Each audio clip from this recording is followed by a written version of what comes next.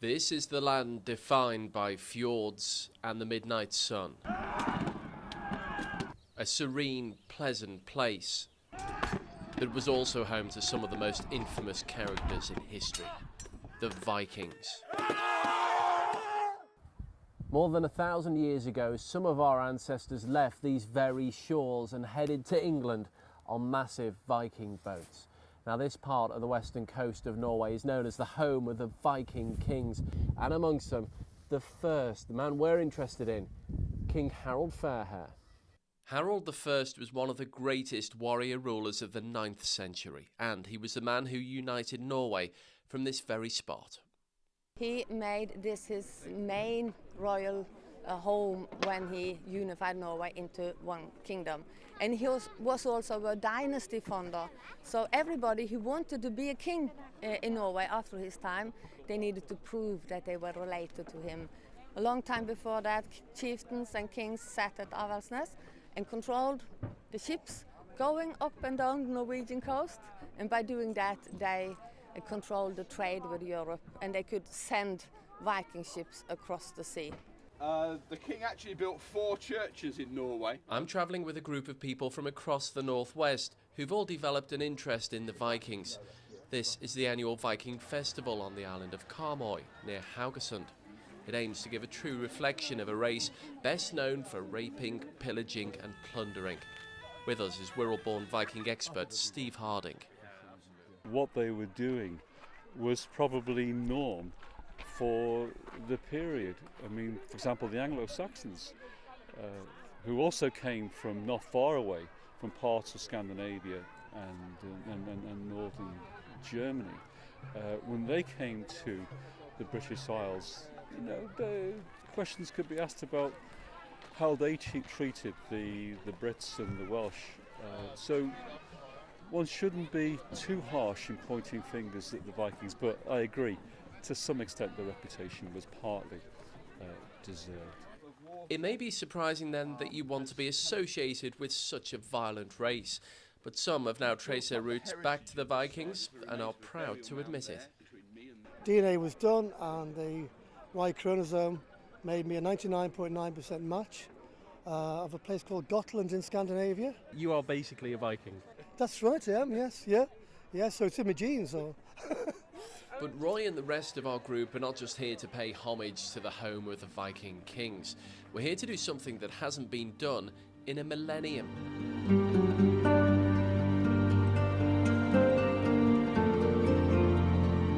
This is the Dragon Harald Hafargre, named after Harald I.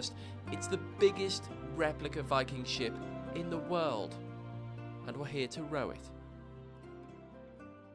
Local boatsmen crafted the Dragon Harald Hafargre using a combination of archaeological data and skills passed down through the generations.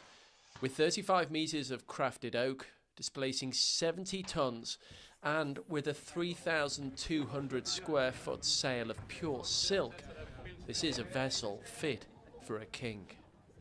Now, while most of the ship's voyages will be under sail, there are times when she'll need to be rowed into port, and that is where the Northwest's very own Viking Navy comes in. It's hoped next year the ship will leave Norway and head for Wirral and the Isle of Man. Today, members of the Liverpool Victoria Rowing Club get their first glimpse of the vessel that they'll be rowing into and out of port. I think it's a privilege, and I'm just thinking that they're using us as the start motor when you think about it. And the fact that we're going to be the ones that are going to actually do it, it's an honour, isn't it? Oh wow, there's our ship! There it is! That's amazing! It's a lot bigger than I actually thought it was going to be, but it looks really authentic. It's beautiful, isn't it? Actually, it's beautiful. It is, it's stunning, it's beautiful. It's like a working ship. It's a lot fuller inside than I thought it would be. I thought it'd be quite empty in the centre, I didn't know what they'd have, but it's a properly working thing. Yeah, just needs to get in it, no? Just needs to get in it, row it! Right. For many people, this day has been a long time coming. For Mike Cooper, it's been a wait of 30 years. Before I moved to Rochdale, I used to be in the Battle Reenactment Society. And one of the dreams was always to go on a full-size battleship, Viking ship. and I've waited a long time for the opportunity to do so, and today it's happening. You sit here then, yeah? This is the team's first chance to finally get on board, and it's like nothing else. We don't normally row on the same oar, we usually row on opposite sides to each other. It looks heavy. It's not bad because it's very well balanced. It's good, We're not good going pitch. anywhere. Yeah, true. It'd be nice if the boat moved, it will later on. The question now is, can 100 people really row a Viking ship? I can do this. We're not moving though. No, I can do this all day. We know she can sail.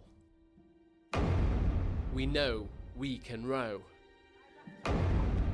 But can we marry the two together and manage to move 70 tons of solid oak through the water?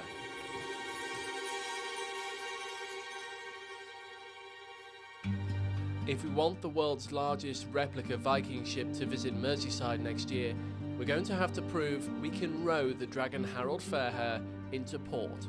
That's no easy feat, when all you've practiced on is a rowing boat. Wrist on your oars. Butterflies in the tummy at this stage. It's just so enormous compared to what we're used to rowing. Just completely different expectations.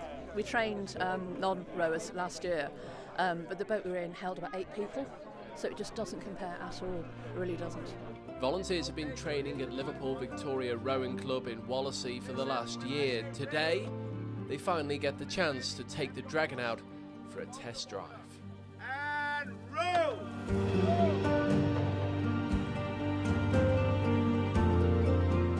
Pause, forward. Forward.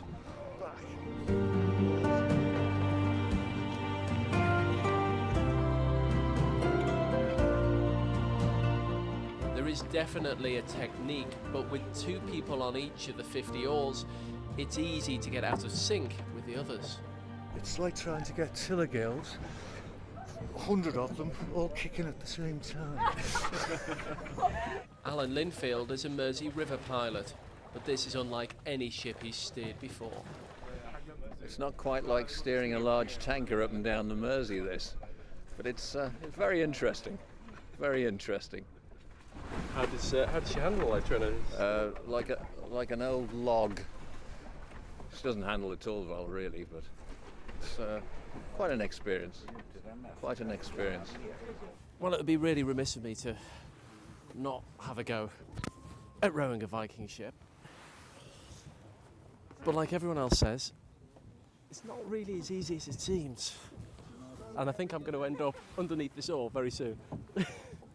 Ah, yes, there is a rowing term called catching a crab. If you don't move your blade out of the water, this happens. And when the oars are like tree trunks, you've got to watch out. I've nearly been thrown off my seat a couple of times, which isn't good because I don't want to end up on the floor. But no, it's really good fun, but a lot different. The training was good, but now being here and doing it for real, it's just completely out of this world. It's a lot different, and it's very hard work.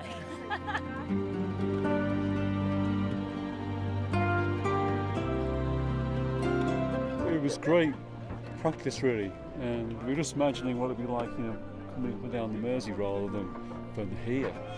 And yeah, so we all agreed it would be invaluable for us for next year.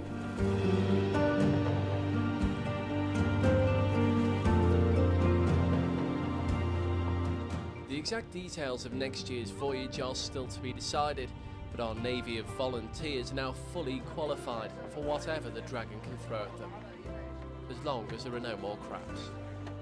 Andy Bonner, ITV News, Norway.